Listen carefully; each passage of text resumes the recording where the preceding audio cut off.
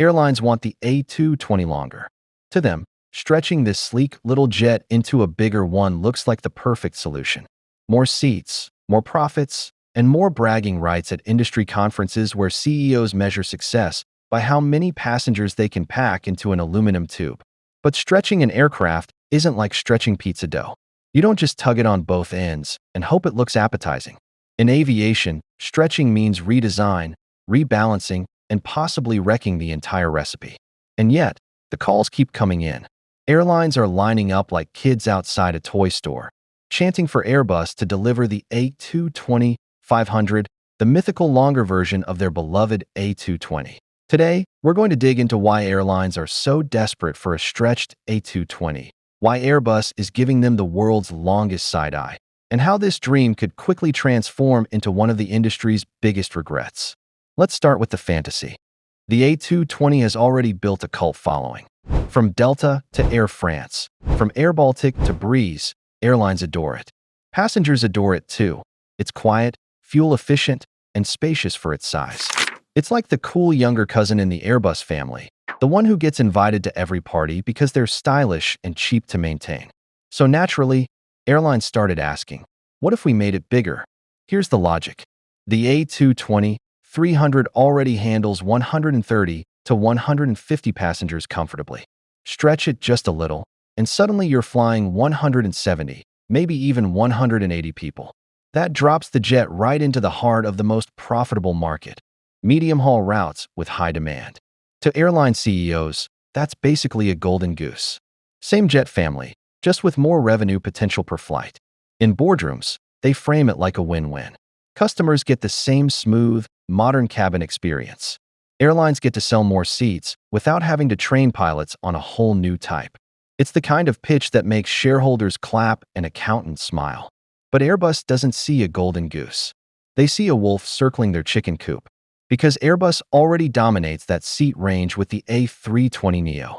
And the A320neo isn't just another airplane. It's Airbus's money printer, its crown jewel, its stadium-filling rock star. Creating an A220-500 that competes directly with the A320neo would be like Apple launching a cheaper iPhone that does everything the premium model does, but better. Sure, customers would love it. But Apple's bank account, not so much. This is the fundamental contradiction.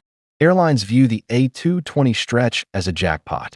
Airbus views it as cannibalism, stealing orders from their own superstar. And here's the kicker.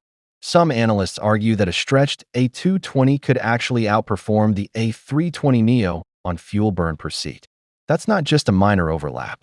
That's like your younger sibling not only copying your homework, but also turning it in early and getting a better grade.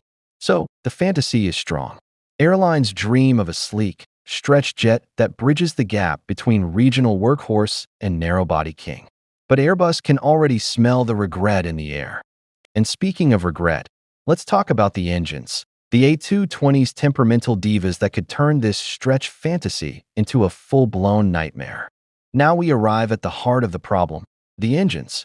The A220 uses Pratt & Whitney geared turbofan engines, also known as the PW1500G.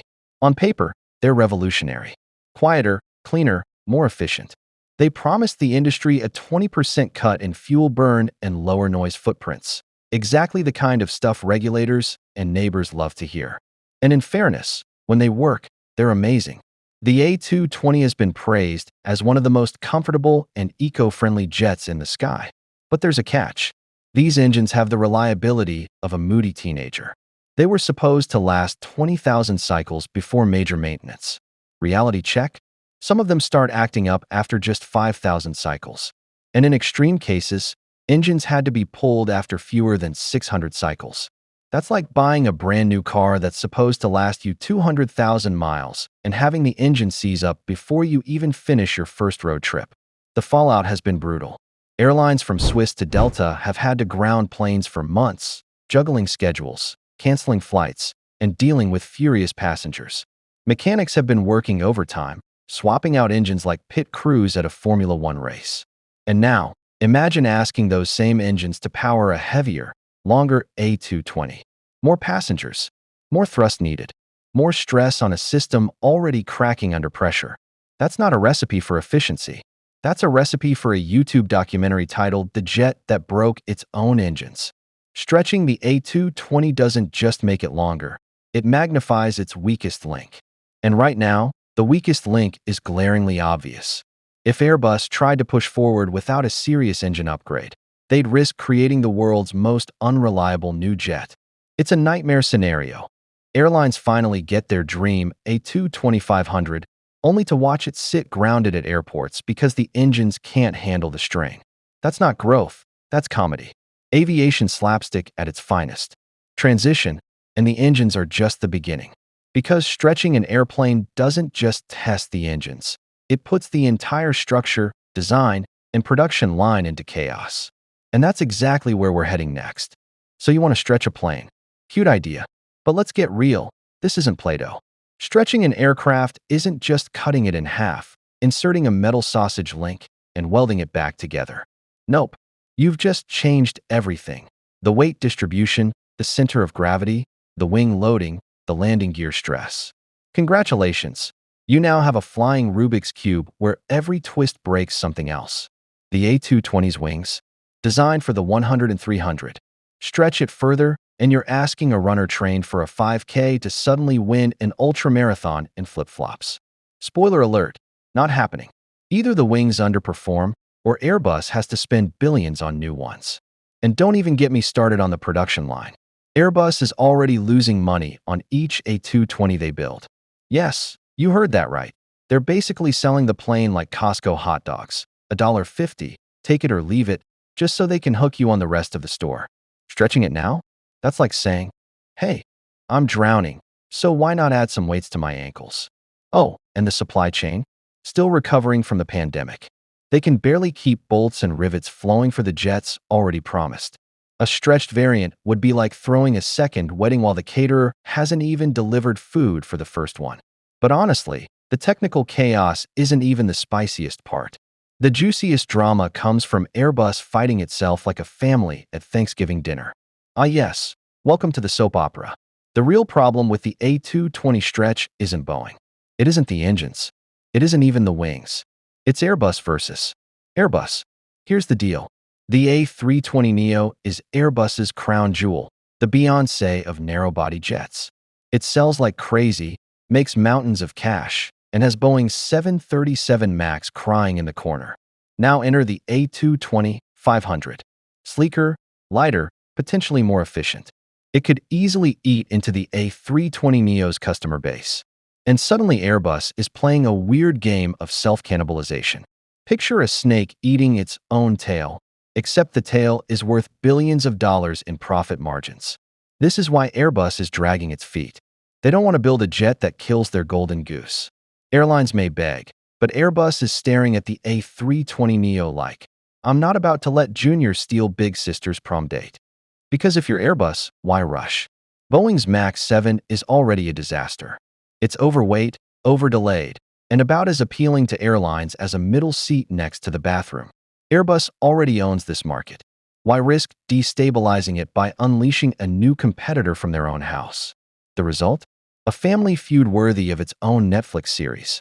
Airbus executives locked in a conference room asking the eternal question, do we want more A220 sales, or do we want to keep printing money with the A320? Which brings us to the billion-euro gamble. What happens if they do go through with it? Here's the wild part. If Airbus actually pulls the trigger, the A220-500 could be the ultimate mic drop in aviation. It would crush the Boeing MAX 7 so badly that Boeing might just rebrand itself as a cargo-only company out of shame. The stretched A220 could deliver insane fuel efficiency, stunning passenger comfort, and unbeatable economics. Airlines would eat it up like it was avocado toast in a hipster cafe. But, and this is a giant but, you can't ignore the fine print. The engines need fixing. The wings need redesigning. The production line needs therapy. And Airbus has to accept that they'll be cannibalizing their own superstar. It's not just a decision. It's a high-stakes poker game with billions on the table and the whole aviation industry watching. Best-case scenario, the A220-500 shows up around 2028 or 2029, fully sorted, ready to dominate. Worst case, It never escapes the PowerPoint slides at Airbus HQ, and airlines are left holding their wish lists like kids waiting for Santa who forgot their address. So, will the stretch happen? Probably. Will it be as dreamy as airlines imagine? Not a chance. More likely, it'll be a mix of brilliance and headaches, like every other simple stretch in aviation history. So next time someone tells you the A220 stretch is the future, ask them if they've also spotted Bigfoot, the Loch Ness Monster, or a Boeing press release that actually aged well. Because until Airbus sorts out its engines, its finances, and its family drama, this is more myth than reality. Stretching works in yoga class. In aviation, it usually just makes everyone sore. If you love aviation stories with a side of sarcasm and actual facts, hit that subscribe button, ring the bell, and drop your wildest A220 conspiracy theories in the comments. Would you fly the stretched A220, or do you think Airbus is right to stall? Either way, this story isn't landing anytime soon.